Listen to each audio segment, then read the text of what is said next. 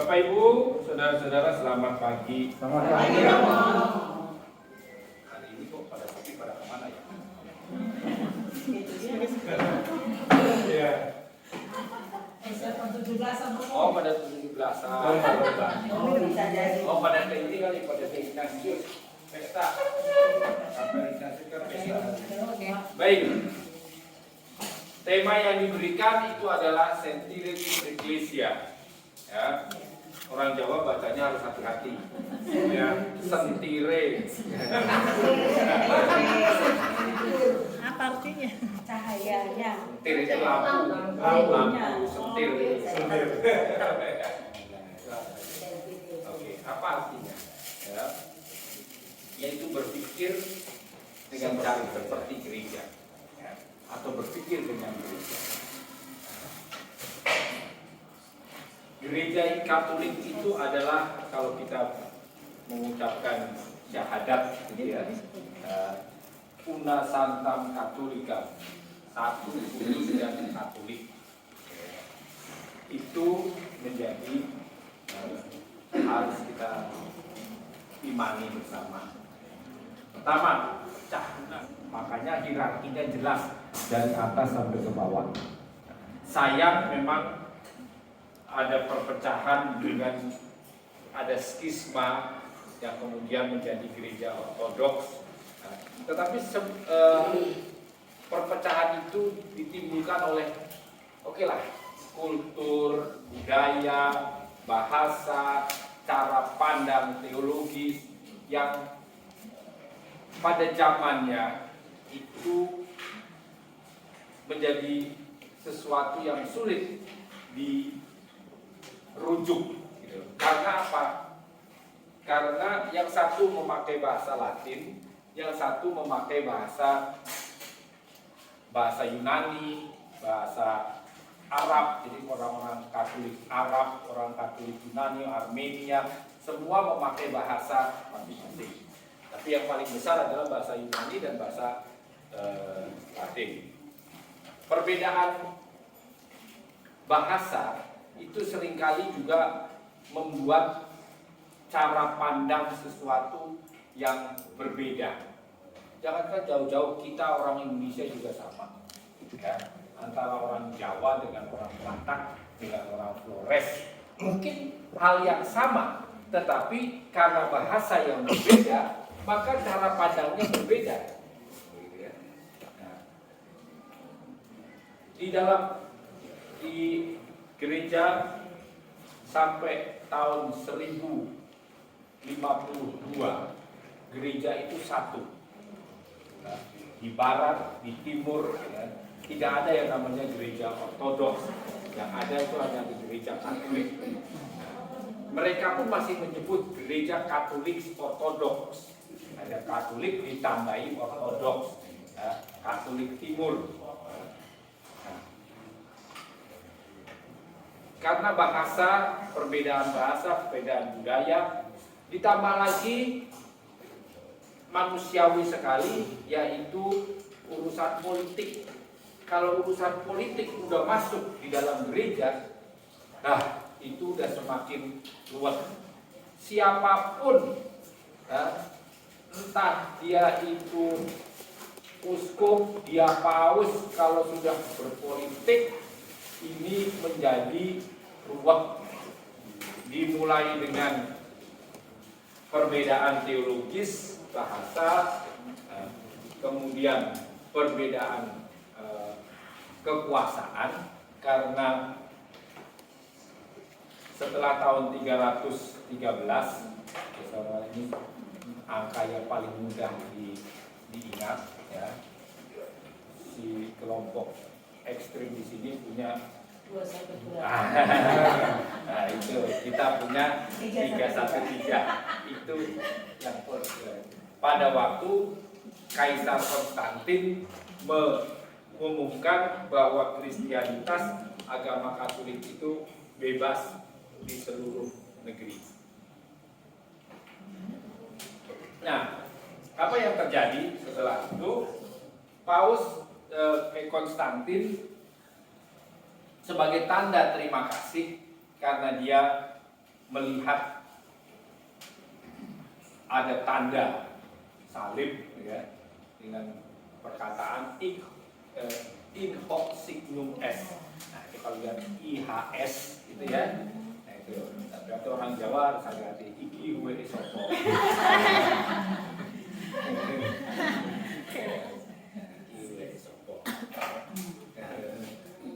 IHS itu in hoc signum est, dengan tanda ini.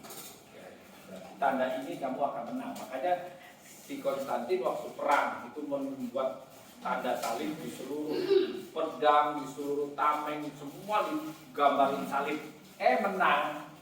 Nah, menang, maka sebagai tanda terima kasih, kemudian dia memberikan kebebasan untuk orang Katolik di seluruh negeri, tetapi juga karena pengaruh ibunya itu Santa Helena. Nah, kemudian dia mengatakan, saya ini tidak layak tinggal dalam satu kota yang sama dengan wakil Kristus di dunia. Maka, yaitu Bapak Suci, ya, maka dia pindah ke timur, ke Bizantium, ya, mendirikan kota baru yang kemudian disebut dengan Konstantinopel atau sekarang disebut Istanbul. Ya.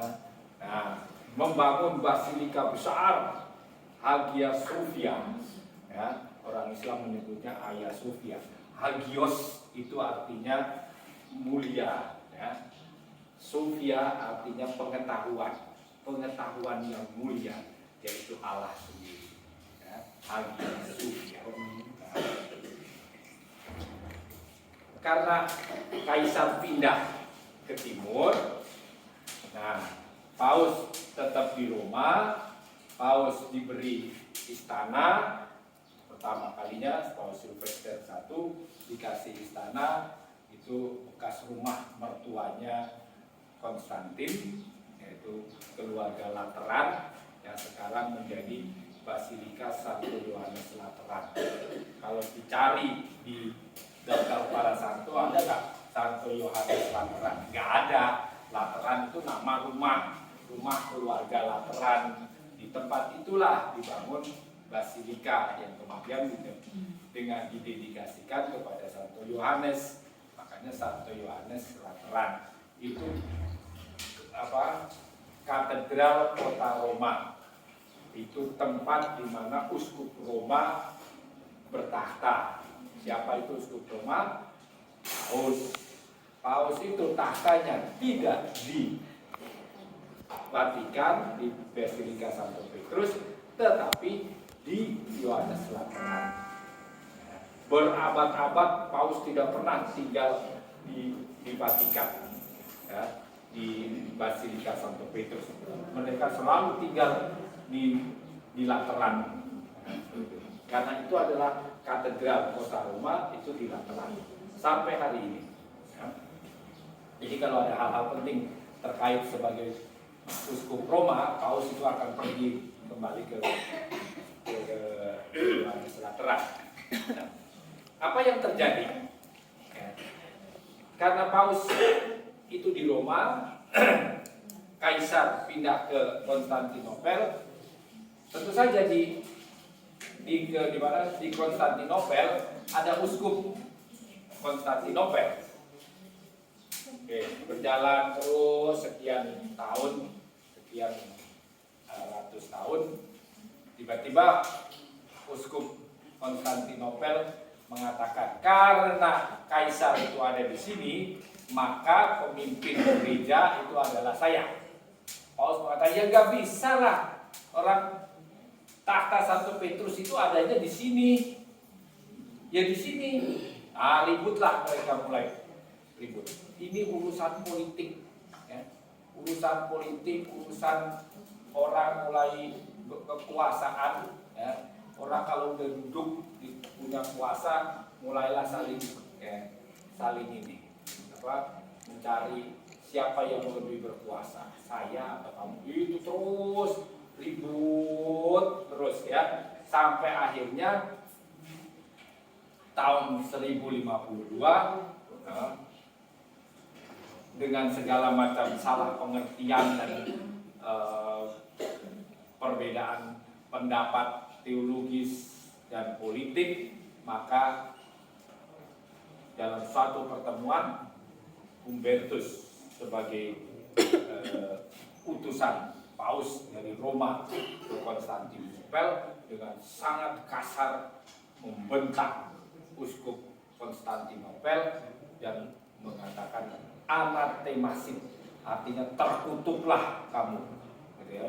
Nah, karena dibuka umum, gitu ya, atas uskup Konstantinopel juga marah dan mengatakan terkutuklah kalian, Paus di Roma. Nah, sejak itu pecahlah. Nah, begitu pecah, sayangnya kemudian pada tahun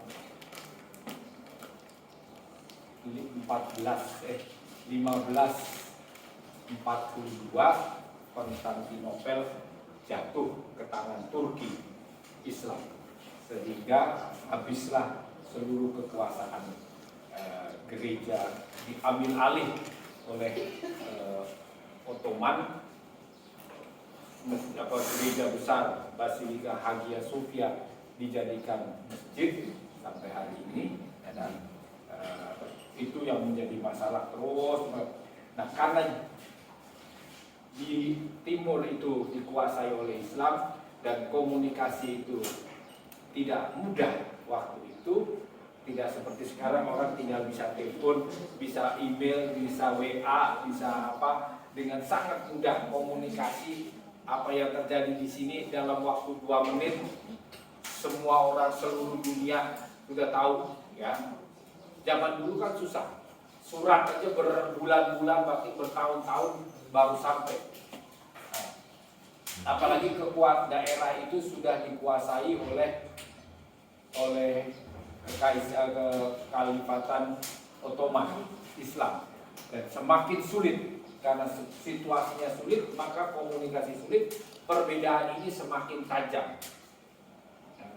Semakin tajam sehingga Una Sanctam Catholicam ini kita tetap mempertahankan. Mereka juga saudara-saudara kita di timur juga mempertahankan dengan kata yang sama tapi dalam bahasa Yunani, ya, menggunakan kata yang sama, tetapi mereka tidak mau mengakui Paus sebagai kepala.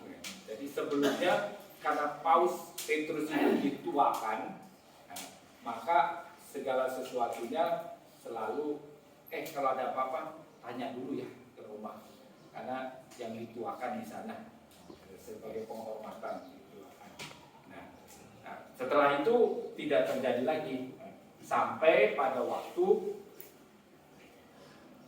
Konsili Vatikan kedua, Paus Yohanes 23, ya, dengan idenya yang cemerlang, ya, dia pernah menjadi duta besar takhta suci di Hungaria. Dia pernah menjadi duta besar takhta suci di Turki, ya, di Istanbul. Dia menjadi duta besar Vatikan di Perancis, di Paris, sehingga dia bisa bertemu dengan berbagai macam. Di Hungaria dia bertemu dengan orang-orang Ortodoks, ya. Di Istanbul tentu saja dia berkontak banyak dengan orang-orang Islam. Lantas di Perancis tentu saja dengan orang-orang Katolik Perancis. Dan dia mengatakan dunia setelah Perang Dunia Kedua ini dunia berubah dan akan berubah. Nah, maka dia meminta supaya diadakan konsili. Maka pada tahun 62 dimulailah konsili Vatikan kedua. Nah, di dalam konsili itulah sebenarnya antusiasnya itu datang dari berbagai tempat. Bahkan sebelum konsili itu dimulai, utusan gereja-gereja persekutuan gereja-gereja sedunia yang Protestan itu sudah datang ke Roma dan bertemu dengan Paus. Lantas perwakilan-perwakilan dari gereja-gereja timur Ortodoks juga datang waktu itu ada keinginan bahwa berharap dari konsili ini gereja akan bersatu kembali. Gitu ya. Itu ada harapan itu. Tetapi kan kemudian tidak terjadi, akhirnya karena berbagai macam alasan teologis, politik, saudara-saudara Protestan dan saudara-saudara Ortodok diundang di dalam konsili itu, tetapi sebagai pengaman, ya, tidak mempunyai hak pilih atau memilih atau hak bersuara, hanya sebagai pengaman. Setelah konsili, bahkan pada akhir konsili tahun 64, Paulus ke-6, karena di 223 meninggal, Paulus ke-6 mengontak Uskup Konstantinopel Athenagoras kedua, mengontak dan mengatakan, mari kita ketemu setelah 1000 tahun berpisah. Maka Paus pergi ke Yerusalem dan Athenagoras dari Konstantinopel pergi ke Yerusalem, dan mereka bertemu setelah 1000 tahun tidak pernah berkontak. Nah, itulah dimulainya kembali dialog persatuan. Nah, tidak mudah setelah sekian 1000 tahun terpisah karena jarak, karena ideologis di bawah tekanan Islam dan sebagainya, tidak mudah lagi, sehingga gereja Katolik berkembang dengan Katolik Roma berkembang dengan caranya. Jadi di sana juga berkembang dengan caranya sendiri, dengan segala kesulitan macam-macam. Ya. So, mereka juga terpecah kembali karena misalnya Katolik Rusia, ya. Rusia itu setelah Konstantinopel menganggap, selalu mengatakan mereka itu ibu kotanya apa namanya? Moskow itu sebagai mereka Roma yang baru, ya. Sehingga mereka mengklaim ini. Nah, baru-baru akhir ini tahun 2 tahun lalu, ya, uskupnya berkelahi dengan Patriark Konstantinopel, gitu ya, soal teritori dan sebagainya. Nah, hal-hal seperti ini yang membuat gereja tidak menjadi satu lagi. Tetapi intinya, ya, una santam itu suci, ya. Satu kudus, ya. Gereja itu kudus. Bukan berarti kita ini semua orang suci, enggak. Ya, kita tahu masing-masing kita ini bukan orang suci. Tetapi sebagai tubuh Kristus, kita ini suci, gereja ini suci. Karena gereja tidak hanya yang ada di sini, tetapi juga yang ada di sono. Kita itu satu. Nah, itulah Sang Kudus. Jadi kekudusan gereja itu satu. Katolik artinya umum. Jadi untuk siapapun kita itu. Oke. Yang ini juga satu, maka saya mau ini nanti di dalam lebih. Otoritas dalam gereja Katolik.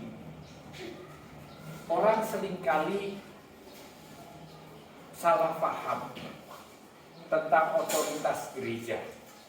Ya. Orang seringkali merasa kenapa Paus? Atau ada orang yang ekstrim, pokoknya Paus ke kiri, kita ya ke kiri. Paus ke kanan, kita ke kanan, gitu ya. Nah, ntar dulu, gitu ya.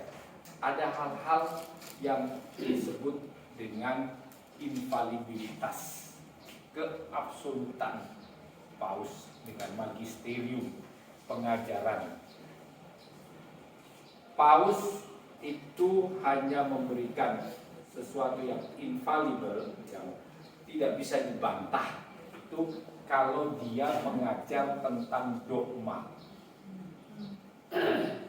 bahwa roti dan anggur ini di dalam konsekrasi menjadi tubuh dan darah Kristus, itu dogma. Tidak bisa dibantah. Kalau Anda membantahnya, Anda keluar dari gereja Katolik. Itu dogma. Dogma bahwa Bunda Maria itu tetap perawan setelah melahirkan Yesus, itu adalah dogma. Kalau kamu menolak, itu kamu keluar dari gereja Katolik. Jadi, itu dogma. Ada sekian banyak dogma. Tetapi kalau Paus bilang, itu LGBT itu ya, katanya boleh menikah, gitu ya. Padahal itu dipelintirkan kata-kata itu. Ya. Sebenarnya Paus tidak mengatakan seperti itu. Orang memiliki apa ya? Tidak terbiasa orang Eropa gini. Sekarang gini, ibu datang ke saya, Romo, saya diberkatin. Kan saya kan berkatin. Selesai kan? Enggak ada masalah. Karena orang bawa kucing, Romo kucing saya diberkatin.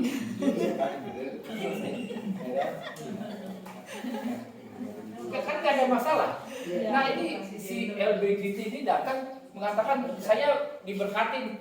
Ya udah saya berkatin, kan nggak apa-apa. Oh saya berkatin nggak bukan sakramen pernikahan, kok saya berkatin, saya doain diberkatin. Nah itu sebenarnya yang dikatakan. Tapi semua orang seluruh dunia ini berpikiran berbicara yang lain. Saya bilang rada-rada juga orang. Itu sehingga tapi ini ada hal-hal yang Paus itu hanya memberikan saran yang baik. Kalian boleh ikut, tetapi juga kalian tidak boleh ikut. Boleh tidak ikut. Itu. Jadi otoritas yang disebut infalibel itu, jadi kalau mengajarkan soal dogma, uskup itu tidak punya kekuasaan infalibel. Ya, infalibilitas itu tidak ada. Yang ada hanya ada pada Bapak Suci. Ya. Uskup boleh mengajar sesuai dengan apa yang diajarkan, dikatakan oleh Paus dengan magisterium. Tetapi dia sendiri sebagai dia itu tidak punya kekuasaan. Ya. Walaupun dia punya katedra.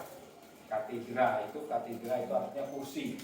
Ya. Makanya gereja katedral itu adalah gereja di mana ada kursi. Kursinya siapa? Kursinya uskup. Ya, di sini ada katedral, nggak ada. Orang di sini nggak ada uskup, gitu ya.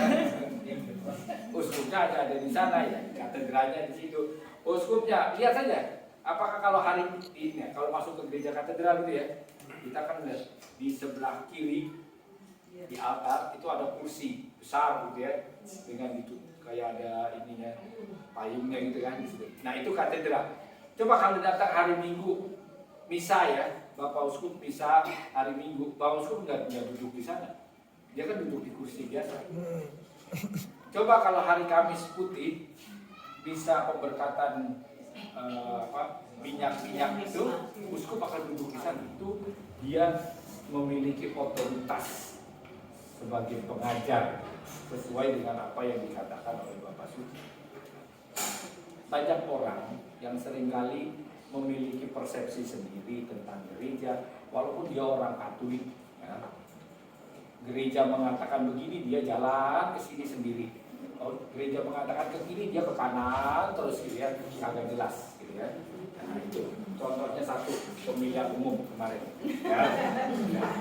Nah, itu benar, ini benar. Ini contoh konkret ya, contoh konkret yang Pak Pausku mengatakan gereja telah gagal mengajar kepada umat. 64% umat Katolik memilih 02. Iya kan? Gak usah dikatakan Anda memilih yang mana. Itu gereja memilih apa? Gagal mengajar. Dan saya menyetujui. Oke. Ya ini gambar. Jadi Sekarang latar belakangnya. Kalau Anda membaca Kisah Para Rasul, ya, bab 8 ayat 26 sampai 40, cerita tentang Filipus dan sida-sida Kandaka dari Ethiopia yang sedang membaca kitab Nabi Elia, Nabi Yesaya. Lantas Tuhan Roh Allah berkata kepada Filipus, pergilah. Di jalan ini si sida-sida itu sedang membaca kitab kitab Yesaya. Ya. Sambil dia berjalan, pasti jalannya nggak cepat sekali naik kereta kuda, karena dia baca pasti pelan-pelan, jalannya suruh jalan pelan-pelan, gitu kan? Dia duduk di situ sambil membaca. Nah, Filipus mengikutinya dari samping dan bertanya, apakah kamu mengerti apa yang dikatakan dari kitab itu? Dan si sida-sida itu mengatakan, bagaimana aku mengerti kalau tidak ada orang yang menerangkannya kepadaku. Maka dia berhenti dan Filipus disuruh naik, duduklah dia bersama Filipus menerangkannya, dan si sida-sida itu mengatakan, kalau gitu sekarang berhentilah, itu ada air supaya aku dibaptis. Ya. Nah, itu salah satu sepotong dari sejarah kemudian di Ethiopia itu sampai hari ini ada gereja Katolik Ortodoks Ethiopia, dan mereka masih punya rahib-rahib dan sebagainya, masih ada di sana. Oke. Itu menjadi tanda, salah satu tanda bahwa Allah berkata kepada Filipus, dan Filipus dengan setia mengatakan iya, dan dia pergi. Kalau mau mundur lagi ke perjanjian lama juga sama. Abraham, Tuhan mengatakan kepada Abraham, pergilah, ya, tinggalkanlah tanah bapakmu, dan dia dikatakan tinggallah dari tanah ibumu, karena ibu nggak punya tanah, yang punya bapak. Zaman dulu surat tanah bapak, nggak ada surat tanah ibu. Sekarang aja ibu, pokoknya kalau itu beli rumah atas nama gua, nggak mau atas nama lu. Ya, itu. Jadi inilah otoritas, mendengarkan otoritas di dalam kitab suci dengan jelas dikatakan di sana Allah membisikkan dan dia mengikuti. Paulus di perjalanannya ya, ke Damaskus, dia datang, Yesus berjumpa dengan dia, dan akhirnya Paulus mengikuti Yesus. Itulah otoritas gereja. Nah, Santo Ignatius, kalau kita membaca dari latihan rohani, ya, dia mengatakan kita harus sedia untuk taat kepada hierarki. Kemudian kerap mengaku dosa, kerap menyambut komuni dalam perayaan Ekaristi, dan memuji tindakan peribadatan dan liturgi Ekaristi, menyanyikan nyanyian dan mazmur. Nah, suruh nyanyi nggak, kalau bisa gitu ya. Saya bilang sama tidak. Lain kali kalau kalian misa lagi, saya yang mimpin misa, kalian diam aja, saya usir dari altar. Mau diakon juga sama, kalau diam aja, gua usir dari altar. Nggak peduli, saya bilang, gitu ya.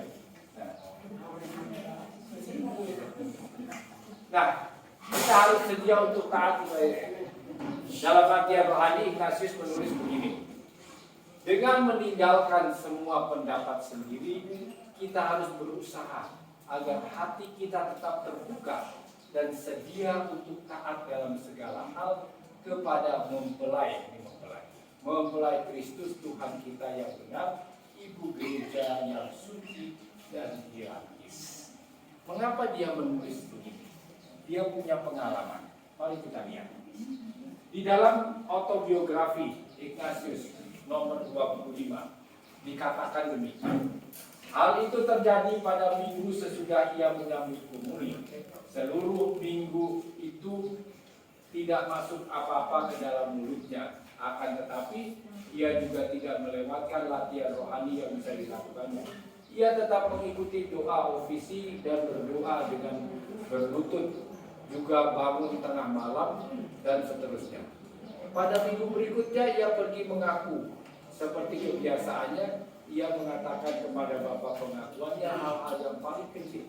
Maka ia berkata juga bahwa minggu itu dia tidak makan apa-apa. Bapak pengakuannya menyuruh dia menghentikan puasanya.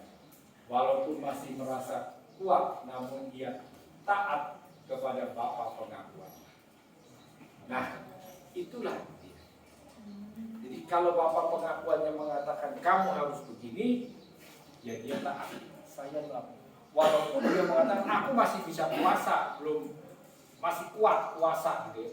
Sampai suatu hari nanti dia beberapa kali kolaps, ya, pingsan karena puasanya terlalu keras. Sampai pingsan, orang-orang pikir dia udah mati, gitu ya. Ternyata masih hidup, gitu ya. Dia taat. Makanya dia mengatakan dia sudah. Bapak pengakuannya mengatakan ini, dia mengikutnya. Hari itu dan hari berikutnya ia bebas dari skrupel, dari perasaan bersalah. Akan tetapi hari ketiga, yaitu hari Selasa, pada waktu berdoa ia mulai teringat lagi akan dosa-dosanya.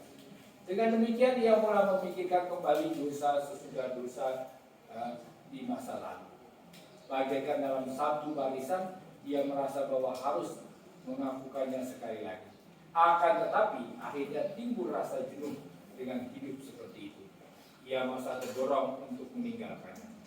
Tepat pada saat itu Tuhan menghendaki ia terbangun seperti orang bangun dari tidur. Karena ia sudah mempunyai sedikit pengalaman mengenai perbedaan roh berkat pelajaran yang telah diberikan Allah kepadanya, ia mulai memikirkan melalui jalan mana roh itu datang. Ia mengambil keputusan tegas tidak akan mengakukan apa-apa dari masa yang lalu. Oleh karenanya mulai hari itu dan seterusnya ia bebas dari skrupel-skrupel itu. Ia yakin bahwa Tuhan kita berkenan membebaskannya karena belas kasihan. Jadi Ignatius itu mencoba menjadi mana? Dia merasa bersalah, skrupel yang mendalam atas dosa-dosanya di masa lalu sewaktu dia masih muda. Kalau Anda membaca autobiografi Santo Ignatius, ya, ada buku yang bagus sebenarnya, Walking with Ignatius, itu diterjemahkan dalam bahasa Indonesia. Kemarin saya telepon ke Provinsialat, bertanya, waktu saya di sana, saya masih melihat ada banyak buku itu di gudang. Ya. Kemarin saya tanya kepada yang bertugas di sana, saya bilang, Mbak coba dilihatin di gudang itu masih ada buku-buku itu enggak? Terus dia WA lagi, waduh, udah habis kayaknya diminta siapa gitu. Maksud saya kalau masih ada, mau saya minta, bisa dibagikan untuk kita itu buku gitu ya. Tapi ternyata sudah habis. Ya. Saya cari, saya punya dulu satu di mana saya tidak selip di mana. Ya. Nah, itu menjadi ketaatan bagi Ignatius. Ya. Jadi dia berpuasa keterbukaan terhadap bimbingan dibangunkan dari mimpi-mimpi kemurahan hati Allah. Tapi juga dia punya pengalaman. Di dalam biografi yang nomor 47, kehendak Tuhan menjadi jelas melakukan devosi terakhir kalinya. Jadi autobiografi ini adalah seluruh pengalaman hidupnya yang dia ceritakan, ya, kepada sekretarisnya, ya, Pater de Camara. Ya. Sebenarnya Pater de Camara bilang sama Ignatius, Bapak boleh nggak pinjem catatan? Dia kan mencatat catatan harian, bertahun-tahun dia mencatat. Ignatius bilang nggak boleh. Ya. Dan sebelum dia meninggal dia membakar semua bukunya, ketinggalan satu, gitu ya. Itu yang kita masih punya sampai hari ini. Itu dari akhir periode akhir hidupnya dia, gitu ya. Tetapi yang awal-awal sana itu tidak ada, sudah dibuang, sudah dibakar semua oleh dia. Dia mengatakan supaya kita itu tidak tidak terfokus dan akhirnya kita mengikuti dia, tidak mengikuti Allah, tidak mengikuti Kristus. Ya, ada baiknya kita juga. Jadi, tapi ya sayang kita tidak tahu apa yang terjadi di dalam hidupnya. Tapi biarlah itu pergi bersama dia di surga. Ya. Kemudian di dalam nomor 47, Pater Provinsial mau memperlihatkan surat-suratnya dan memberinya kuasa untuk menjatuhkan ekskomunikasi. Tetapi ia berkata bahwa tidak perlu melihatnya. Ia percaya kepada Yang Mulia karena beliau mengambil keputusan dengan kuasa yang dimilikinya, maka ia akan menaatinya. Nah, ini cerita tentang waktu Ignatius menjadi sang peziarah ke Yerusalem. Saking senangnya tinggal di Yerusalem, dia pergi ke tempat-tempat di mana Yesus pernah hadir. Dia menyentuh batu di mana Yesus terakhir kalinya terangkat ke surga. Dia pergi ke Golgota, dia pergi ke Bethlehem dengan jalan kaki dan semua. Sekarang kalau dari Yerusalem ke Bethlehem yang pada tur itu yang naik bis gitu kan ke sana. Jalan kaki. Terus dia tidak mau pulang, dia merasa aku mau tetap tinggal di sini.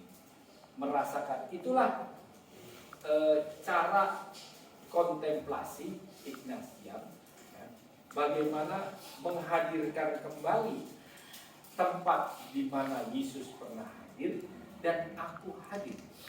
Misalnya contoh tentang kontemplasi kelahiran Yesus. Di dalam Injil kan diceritakan Maria dan Yosef pergi ke Bethlehem untuk cacah jiwa. Di sana mereka tidak mendapatkan tempat untuk bermalam. Akhirnya mereka tidur di kandang domba. Disitulah Yesus dilahirkan. Pada malam itu para malaikat datang. Malaikat pertama-tama kepada para gembala.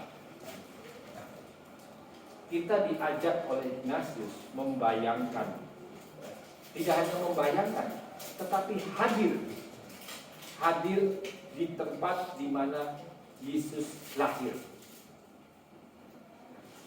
Tidak harus persis seperti yang ada di kitab suci. Ini aku menghadirkan kembali Allah yang menjadi manusia. Aku hadir di situ. Lihat, aku hadir di situ sebagai apa? Ada lelucon, ya. Jadi Yesus itu kan bertahun-tahun, berabad-abad selalu terkenal sebagai pendidik, ya. Punya sekolah-sekolah, universitas di seluruh dunia. Nah, ada lelucon, dibuat lelucon bahwa pada waktu Yesus lahir, hadirlah Santo Fransiskus Assisi, Santo Dominikus, Santo Benedictus, dan Santo Ignatius. Lantas pada waktu Yesus lahir, hari itu Santo Fransiskus mulai berkhotbah dan bersyukur. Oh Tuhan, Engkau yang hadir di dalam kemiskinan. Karena para Fransiskan kan miskin. Ya, di dalam kemiskinanmu, ya, begitu indahnya Engkau melepaskan segala sesuatu yang besar di surga untuk datang ke bumi menjadi miskin seperti kami. Terharu. Kemudian Santo Dominikus, ya, mereka para Dominikan itu kan para pengkhotbah, para ahli teologi. Yang mulai berkhotbah tentang terang yang datang ke dunia, yang memberikan terang kepada manusia dan hidup kita menjadi terang. Dan terus dia bicara tentang berkhotbah tentang teologi kehadiran Allah. Benedictus, para Benediktin mulailah bernyanyi lagu memuji Allah. Nah, selesai, Santo Ignatius diam saja. Orang-orang bilang, kamu sekarang giliran. Terus Ignatius tanya, dia tanya sama Santo Yosef, kamu udah punya rencana buat anak ini? Yosef bilang belum. Nah, udah, kita kalau gede kirim ke sekolah saya ya.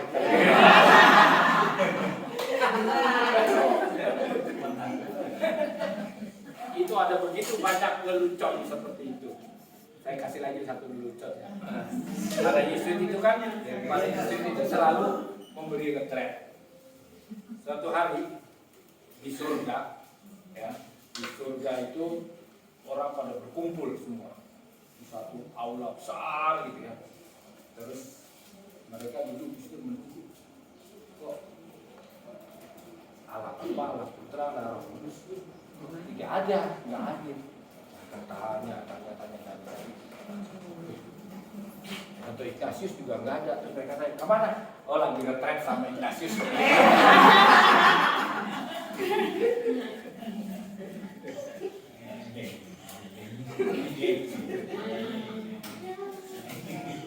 Nah, jadi itulah ketaatannya. Ya. Waktu dia di sana, dia nggak mau pulang. Para Fransiskan mengatakan, enggak, kamu harus pulang.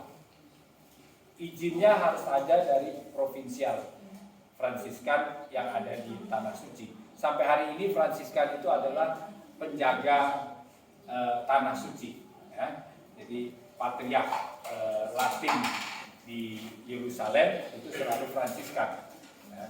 Jadi para Fransiskan itu para penjaga. Beberapa Fransiskan Indonesia pun ada di sana sebagai penjaga kota suci, tanah suci seluruh. Nah, akhirnya waktu provinsialnya datang setelah perjalanan, dia mengatakan kamu nggak boleh tinggal di sini. Saya punya kuasa untuk, bahkan kalau kamu tidak taat, saya punya kuasa untuk mengekskomunikasi. Kamu mau lihat? Saya punya surat pengangkatan dari Paus. Dia mau Ignatius, nggak usah, ya. Saya percaya, saya akan taat. Nah, itu salah satu tanda ketaatan Ignatius sejak itu. Nah, ya ini selanjutnya ceritanya. Nah, di dalam kisah penjara nomor 59 ada perseteruan yang sengit, mereka taat dan yang lain lagi. Mari kita lihat. Si peziarah mengatakan bahwa mereka akan melakukan apa yang diperintahkan. Akan tetapi saya tidak tahu, katanya. Apa gunanya membuat penyelidikan itu? Baru saja seorang imam tidak mau memberi komuni kepada seseorang karena ia menyambut setiap minggu. Juga bagi saya sendiri mereka membuat kesulitan. Maka kami ingin tahu apakah mereka menemukan suatu bid'ah pada kami. Tidak, kata Figueroa. Sebab seandainya ditemukan, kamu pasti dihukum mati dan dibakar. Mereka akan membakar kamu juga, kata si peziarah. Seandainya menemukan bid'ah padamu, mereka mewarnai pakaian sebagaimana diperintahkan. 15 atau 20 hari kemudian, Figueroa juga kepada si peziarah bahwa ia dan teman-temannya harus memakai sepatu, tidak boleh tidak. Dan itu pun dilakukan dengan tenang seperti di dalam segala hal, semacam itu yang diperintahkan. 4 bulan kemudian Figueroa sendiri mengadakan penyelidikan lagi mengenai mereka. Di samping hal-hal yang biasa kiranya juga ada masalah lain, yaitu bahwa seorang wanita yang telah menikah dan dari kalangan atas punya perhatian khusus kepada si peziarah. Si peziarah itu Ignatius. Dan supaya jangan dikenal orang, ia datang ke hospital pagi hari waktu masih gelap dengan kepala tertutup seperti yang dilakukan di Alcalá de Henares. Setelah masuk, ia membuka kain kepala dan pergi ke kamar si peziarah. Akan tetapi waktu itu mereka tidak melakukan apa-apa. Juga semua mereka diperiksa mereka tidak dipanggil dan juga tidak diperintahkan. Jadi ini ceritanya, Ignatius dengan teman-temannya itu, mereka tuh mahasiswa di Alcalá de Henares, ya. Karena devosinya tentang kesucian, maka mereka pergi kuliah ke mana nggak pakai sepatu, nyeker, gitu ya. Nah, ya nggak boleh lah orang pergi kuliah suruh nyeker, ya nggak sopan, gitu ya. Tapi demi itu, nah maka jadi mereka diperiksa lah oleh otoritas gereja. Nah, tapi teman-temannya dari Ignatius taat. Ini salah satu contoh. Dia taat, disuruh pakai sepatu, ya udah besok ya udah pakai sepatu lah, sepatu, gitu ya. Jangan ngeyel, disuruh gini malah ngeyel, gitu ya. Itu salah satu. Kemudian dia menolak berbicara lebih jauh. Ya. Nah, oleh tahanan Dominikan ini ada cerita.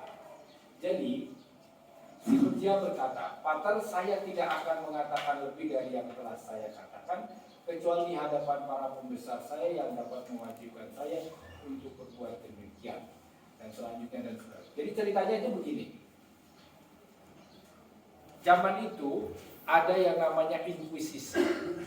Orang seringkali salah arti kalau Anda membaca tentang inkuisisi, selalu negatif sekali. Yaitu orang pengadilan gereja yang sadis, gitu ya.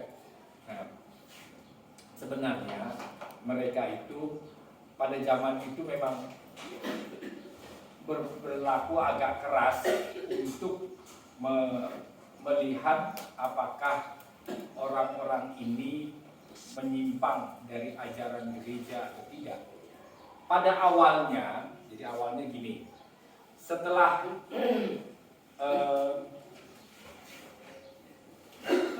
kekhalifatan Abbasid yang menguasai Eropa, itu diusir dari Spanyol, dari Portugal, ya. Sisa-sisa orang Arab itu atau yang mereka sebut orang Moor, ya, itu mereka diminta untuk menjadi dipaksa untuk menjadi Katolik. Ya. Nah, inkuisisi ini, pengadilan gereja ditugaskan untuk mengontrol apakah orang-orang ini benar jadi Katolik atau tidak. Ya. Juga orang-orang Yahudi tidak ada orang. Jadi semua disebut dengan orang Moors. Ya. Nah, di dalam bahasa Indonesia juga ada terbawa orang tidak sadar. Apa? Pernah mendengar keroncong Morisco? Ya kan? Moor itu dari Moor karena dulu orang-orang Portugis. Ya. Ya, jadi Morisco itu Moors, orang-orang yang dulunya tidak Katolik terus dikatolikan oleh orang Portugis. Ya. Waktu Portugis itu mengambil alih, waktu Belanda mengambil kekuasaan dari Asia dari Portugis, maka orang-orang ini disebut orang-orang Moors, orang-orang Moris. Nah, orang di Tugu sana membuat lagu keroncong Morisco. Nah, itu ceritanya ke sana. Nah, Dominikan menangkap Ignatius, inkuisisi menangkap. Ya. Sampai hari ini masih ada, penjaranya itu masih ada. Jadi di dalam biara itu ada penjara, ya. Penjara beneran, ya. Itu di situ ditulis, disinilah Ignatius pernah dipenjarakan, gitu ya. Nah, di tempat itu dia ditangkap. Jadi begini, inkuisisi juga rada rada licik. Liciknya itu begini, Ignatius itu dipanggil, diundang makan, gitu ya. Diundang makan, terus habis makan ditanyain, kamu itu kenapa kamu ngajar?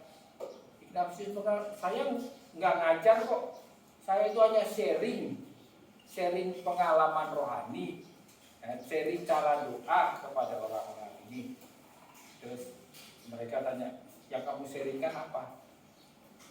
Kamu punya catatannya? Ada, keluarin buku. Udah, sekarang ini kami periksa. Selama kami periksa, kamu masuk dimasukin dalam penjara, gitu ya. Dia dimasukin dalam penjara, mereka membaca catatan Ignatius yang kemudian menjadi latihan rohani itu. Ya. Para inkuisitor mengatakan, kamu belajar apa? Belajar teologi di mana? Bisa mengajarkan menulis seperti ini? Enggak, saya enggak belajar teologi. Nah, para inkuisitor mengatakan ini hanya ada dua kemungkinan. Atau kamu pernah belajar teologi, atau kamu mendapatkan ilham dari Roh Kudus. Dua hal itu. Nah, itulah kenapa cerita ini masuk. Ya, pengalaman Ignatius ditangkap ya, oleh para Dominikan. Kemudian hukuman yang dijatuhkan ya. Pada hari ke-22 sejak ditangkap, jadi dia ditangkap lama, 22 hari di dalam penjara. Sekarang itu kalau ditangkap di KPK itu berapa hari ya?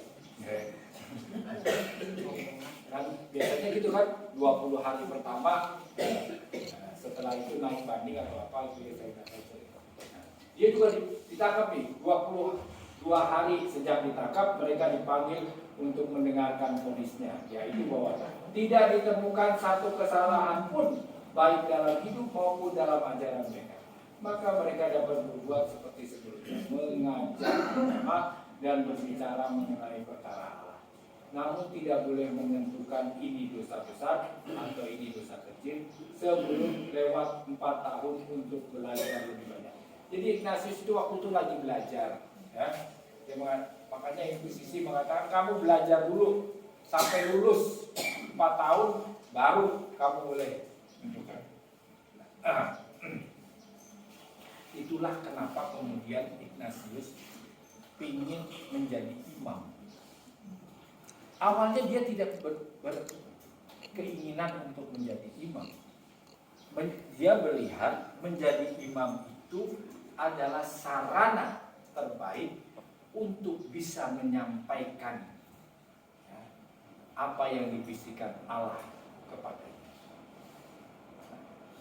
Maka dari itu bagi kami para Yesuit, menjadi imam itu adalah sarana, bukan tujuan.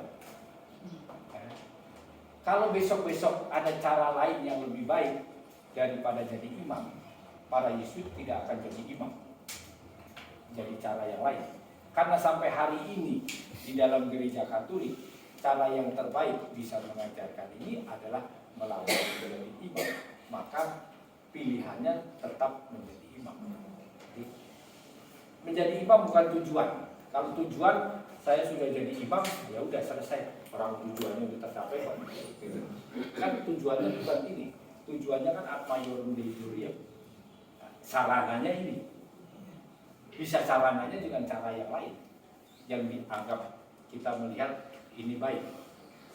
Nah, oleh karena itu maka dia mulai kembali lagi belajar. Kerap mengaku dosa dan kerap menyambut komuni dalam perayaan Ekaristi. Ini dikatakan dalam latihan rohani 354 tentang kesepahaman dengan gereja. Menguji pengakuan dosa kepada imam dan penyambutan Ekaristi sekali setahun. Kan di dalam hukum kanon sampai hari ini pun sama. Ya. Orang Katolik itu wajib menerima komuni itu minimal sekali setahun. Jadi kalau hari Minggu pada kagak ke gereja, saya tidak mengatakan tidak apa-apa.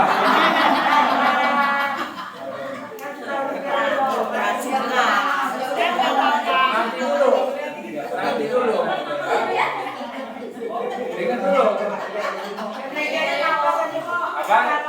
Nah, kebanyakan orang itu. Tetapi kita kan itu namanya minimalis. Kalau orang hidup hanya minimalis seperti itu, yang makannya itu juga setahun sekali aja kamu makan, ya minimalis. Ya. Nah, dia mengatakan dan lebih lagi tiap bulan dan jauh lebih baik lagi tiap minggu. Nah, kan kita mau sesuatu yang magis, yang lebih. Bapak Ibu saudara-saudara, pada zaman Ignatius waktu itu, hal yang lumrah atau hal yang tidak lumrah orang menghadiri misa setiap hari. Itu hampir nggak ada. Di gereja ortodoks masih yang sama, nggak ada tiap hari misa. Mereka misa seminggu sekali, ya. Hanya itu, tidak lebih dari itu.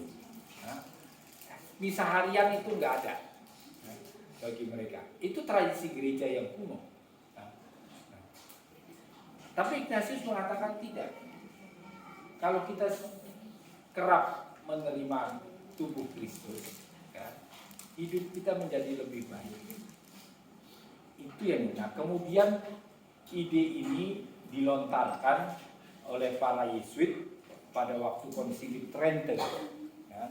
Pada waktu konsili yang terjadi setelah perpecahan dengan Protestan, ya, di Eropa dengan perang 30 tahun yang merugikan besar di Eropa, akhirnya diadakan Konsili Trento. Dan disitulah para teolog Yesuit, Pater Lainez, Petrus Canisius, itu memberi ide ini, termasuk pendidikan para imam. Dibuatlah sejak itu mulai ada yang namanya seminari. Dulu nggak ada seminari. Ya. Mau jadi imam itu gampang. Ya. Nyantri kerja sama seorang imam. Ya. Jadi kalau ada yang anak mau masuk, mau jadi imam, ya udah itu di paroki ada romo, ya tinggal saja sama romonya di sana. Ntar diajarin bahasa Latin dikit, cara berdoa, gitu. Udah, tadi laporan sama uskup, Bapak uskup, nih ada anak yang udah tinggal sama saya beberapa tahun, bisa baca bahasa Latin, bisa baca doa-doa, ya tahu sedikit tentang katekismus dan sebagainya, ajaran gereja. Ya udah, gimana Bapak Uskup kita habiskan? Uskupnya bilang, tar dulu, saya cari tempat dulu, cari tempat untuk menempatkan orang ini sebagai imam di mana, ya. Dicari-cari dan sana di kampung sawah nggak ada romonya, udah kamu di sana saja. Nah, maka ditabiskanlah dia ditaruh di sana, ya. Zaman dulu nggak ada kolektor, nggak ada dahar romo. Terus romonya makannya bagaimana? Dikasih tanah. Dikasih tanah. Iya betul. Dikasih tanah berapa hektar? Gitu. Nah, disitulah romonya mendapatkan uang. Mau dia sewakan ke orang lain, kayak dia mau nanam sendiri, terserah lu.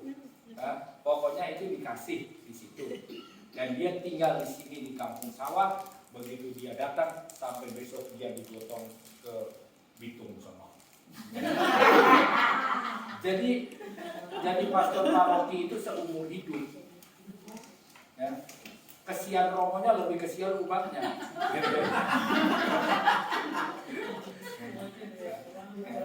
Jadi ya seperti itu. Di Eropa sekarang sudah hampir nggak ada. Saya masih bertemu dengan 1-2 romo paroki yang seumur hidup di situ.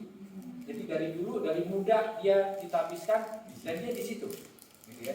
Nah, karena dia di situ dapat tanah sekian hektar, itu dia boleh dibawa keluarganya, bapaknya, ibunya, kakaknya, adiknya, semua tinggal di situ, gitu. Bisa keluarga tuh. Bisa keluarga. Jadi ini tanah sekian hektar itu menjadi bagian dari keluarga mereka. Nah, disitulah mulai muncul yang kita doakan sampai hari ini, doa Angelus. Zaman dulu kan nggak ada jam, ya. Pertanda untuk orang pada kerja di lonceng, teng teng teng teng.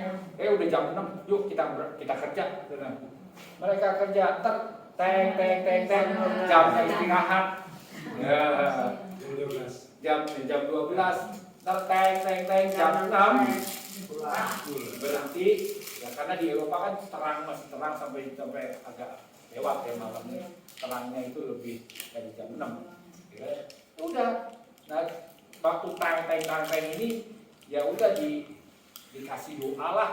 Nah, maka dibuatlah doa itu sampai hari ini. Itu sebenarnya doa untuk menandakan teng itu istirahat. Ya, karena nggak ada jam zaman dulu.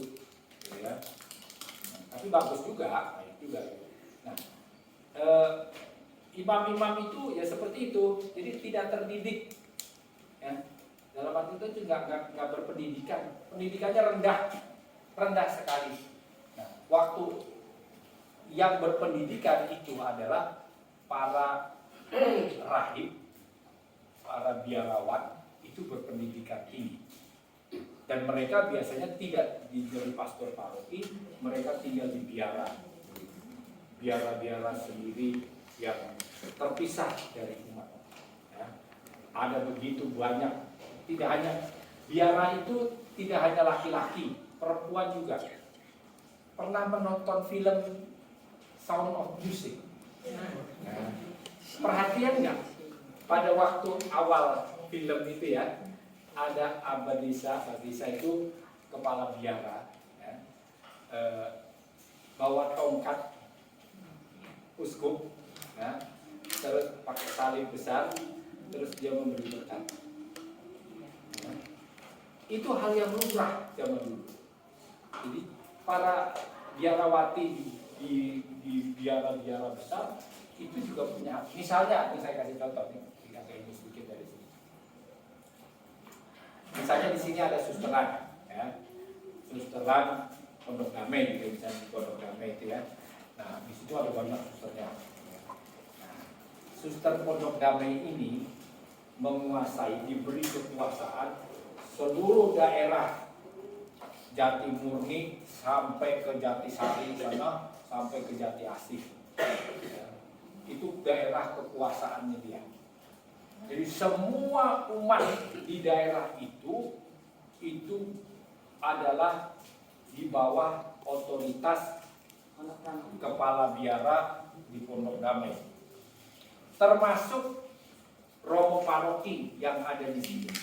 Kalau ada di sini, paroki yang ada di Galaksi, paroki yang ada di Keranggan, itu yang menentukan otoritasnya adalah suster dari Pondok Damai. Gitu ya.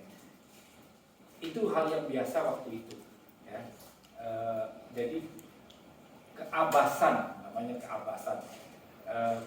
Bahasa Inggrisnya Abbey, Westminster Abbey. Ya. Itu keabasan Westminster. Itu dulu biara Benediktin. Ya, setelah pecah dengan diambil oleh Anglikan, para Benediktinnya diusir, tetapi gereja itu masih tetap ya, sebagai Westminster Abbey. Ya. Jadi keabasan Westminster. Jadi keabasan. Jadi, sehingga suster di Ponda itu, ya, dia punya hak untuk menarik pajak tanah seluruh daerah dari Jati Murni, Jati Asih sampai Jati Sari sana. Semua pajak itu ditarik, dia yang mengumpulkan. Jadi orang harus bayar pajak kepada dia. Itu hal-hal yang lumrah. Jadi orang-orang yang berpendidikan adalah mereka-mereka ini di biara-biara. Yang perempuan-perempuan memang tidak sekolah seperti yang laki-laki, tetapi mereka punya keahlian-keahlian tinggi di dalam hal. Kalau Bapak Ibu pergi ke Eropa, di museum-museum Eropa, melihat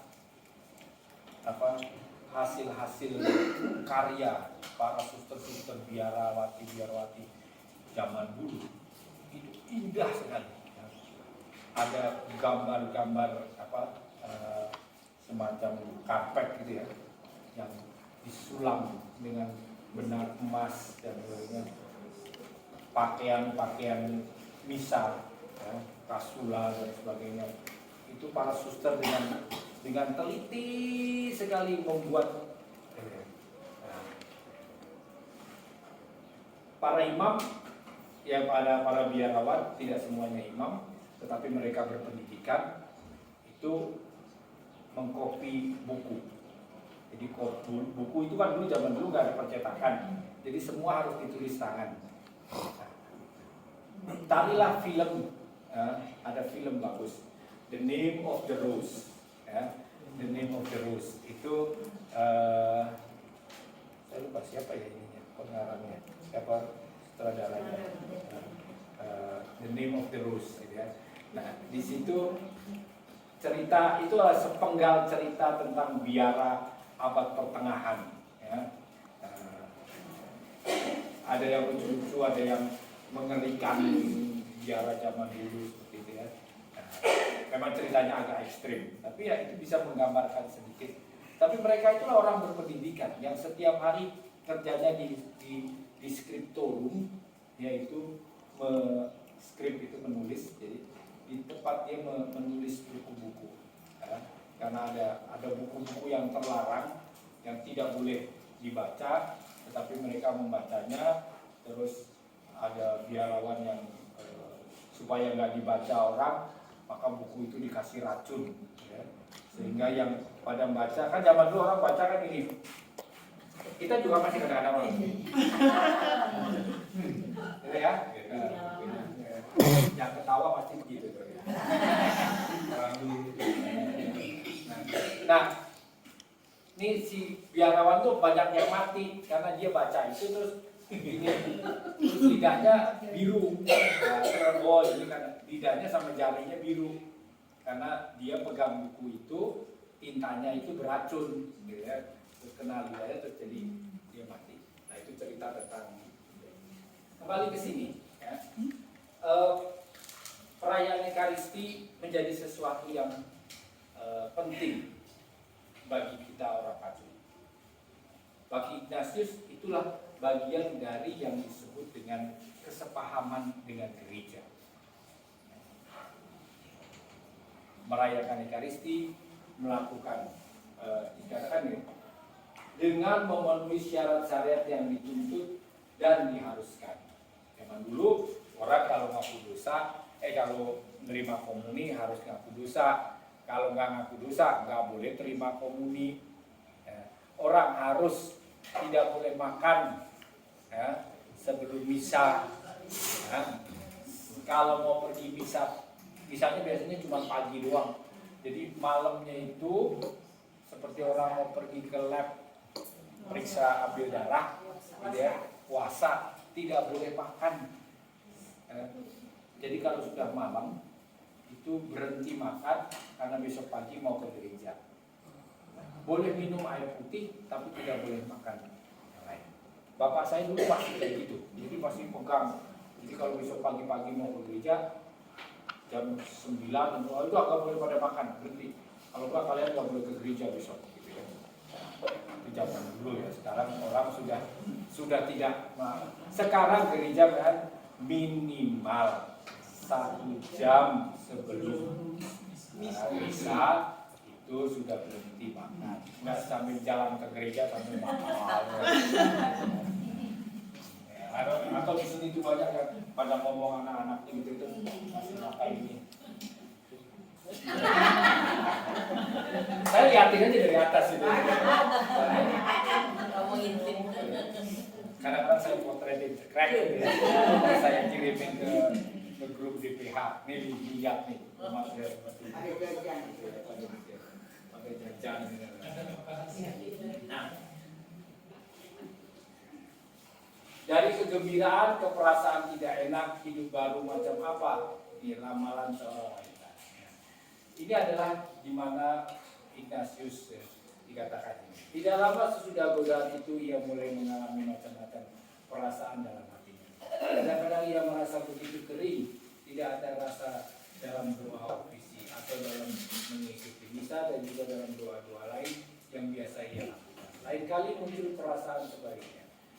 Itu terjadi begitu mendadak, seolah-olah kemurungan dan kesedihan diambil daripadanya, seperti dengan cepat cas direnggut dari badan seseorang, dan seterusnya dan seterusnya. Ya.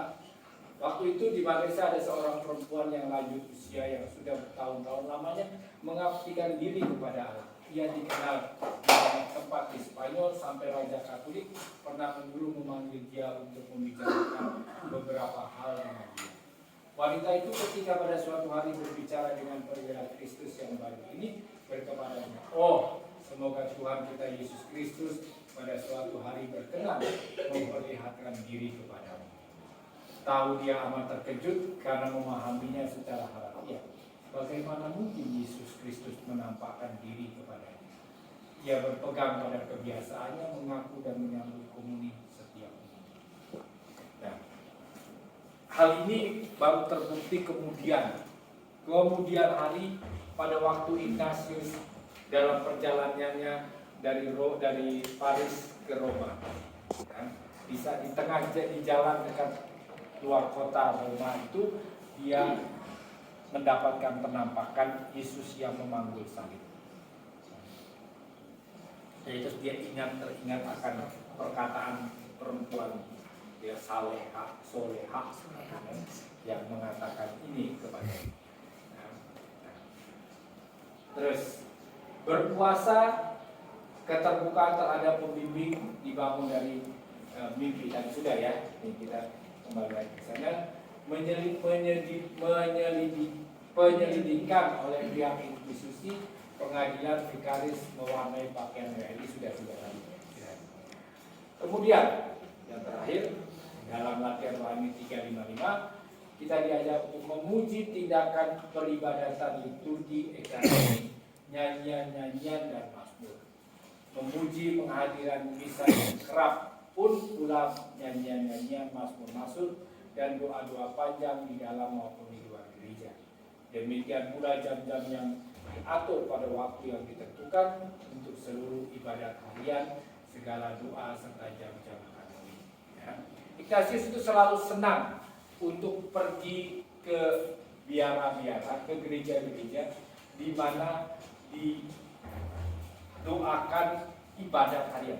Bapak Ibu punya e-Katolik kan? Kalau ada yang download e-Katolik, di e-Katolik itu kan ada ibadat harian, ya? Ibadat pagi, ibadat siang, ibadat sore, ibadat penutup, ya? Itu semua ada. Nah, itu tradisi gereja yang sampai hari ini masih dipakai. Para imam, para religius, biarawan, biarawati, kami masih mendoakannya setiap hari. Ya. Umat juga boleh mendoakan, karena itu bukan apa ya, bukan eksklusif punya para biarawan, biarawati, tetapi bagi semua umat. Ya. Itu ibadat harian. Ya. Jadi kalau pergi ke Rawasenam, pernah ada yang pergi ke Rawasenam, ke biara di Rawasenam, atau ke Gedono, ya, di Salatiga, para suster-suster kontemplatif gitu ya. Sekali-sekali pergilah daripada ziarah ke mana? Ke Gua Maria, begitu banyak Gua Maria yang kagak jelas kadang-kadang gitu ya. Pergi ke itu, ke biara-biara seperti ini, mengikuti ikut apa ritme hidup mereka, jadwal mereka. Bangun 2:30 pagi, mulai doa 2:30 pagi. Gua masih ngantuk gitu ya. Bangun 2:30 pagi, mulai ibadat pembukaan. Jadi jam 3:30 di mana, di Gedono apa di Rawasenam, kan dingin sekali. Di Gedono itu kan di lereng gunung Gunung Merbabu, ya, di lereng Gunung Merbabu. Siang aja dingin, apalagi jam 2:30 pagi gitu ya. Nanti jam 2:30 pagi itu udah terdengar lonceng bunyi teng neng neng neng, terus mereka semua bangun ya, terus semua ke kapel, mandi atau cuci muka, atau mulailah ibadat pagi. Ya. Dan sampai pagi terus nanti ada misa, ada ibadat pembukaan, ibadat pagi, ada misa, terus ada ibadat siang, terus ada ibadat yang jam 3, terus jam 6 sore, terus ada ibadat penutup jam 7. Setelah itu pergi tidur. Nanti setengah 3 pagi bangun lagi. Kalau ritmenya seperti itu ya biasa saja. Nah, mengikuti itulah ibadat. Nah, saudara-saudara, saudara-saudara kita Muslim itu punya sholat 5 waktu. Ya. Itu diambil sebenarnya dari tradisi Kristen. Ya. Kalau ditanya, kenapa lu sholat pagi-pagi jam 5? Ya pokoknya dari sononya udah begini, gitu kan? Itu tradisi gereja, ya. Jam 5 pagi itu untuk menghormati Yesus yang ditangkap, dibawa di pengadilan pagi-pagi benar. Makanya ada ayam berkokok. Petrus menyangkali. Orang Jawa pasti ketawa. Petrus menyangkali.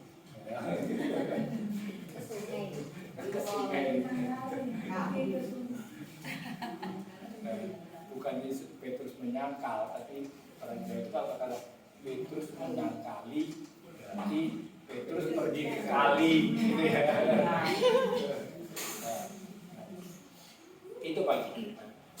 Setelah itu Yesus ditangkap tuh pagi-pagi, terus dibawa ke rumah Pontius Pilatus. Di sanalah dia dijatuhi hukuman mati pagi-pagi. Itulah ibadat pagi. Ibadat siang jam 12 itu Yesus disalibkan. Nah, orang Islam punya sholat jam 3 Johor. Itu waktu di mana Yesus wafat. Nah, jam 3 siang itu waktu Yesus wafat.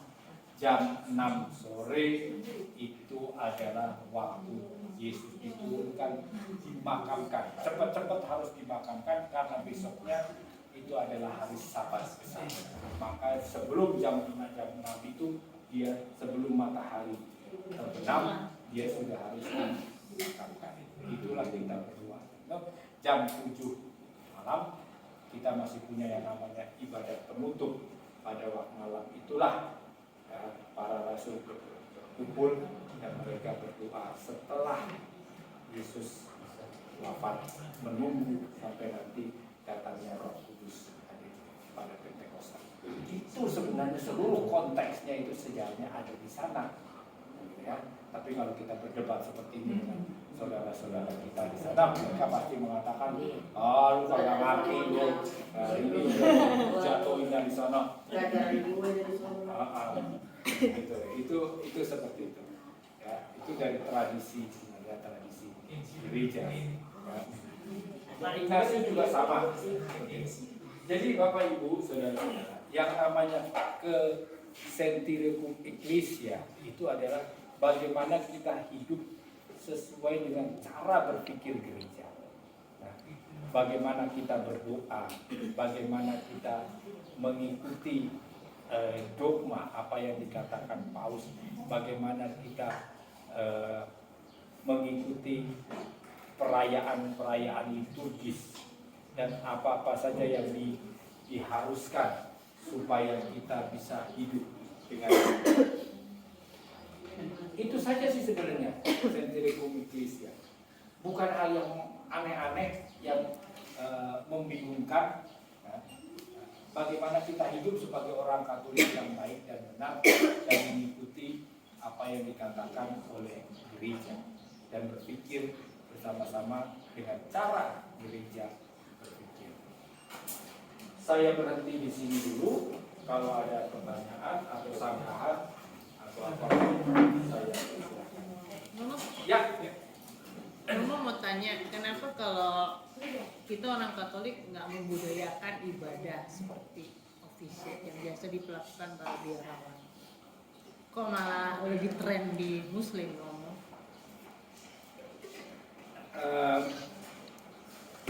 sebenarnya tidak dikatakan harus ya, tetapi itu diperbolehkan, gitu ya.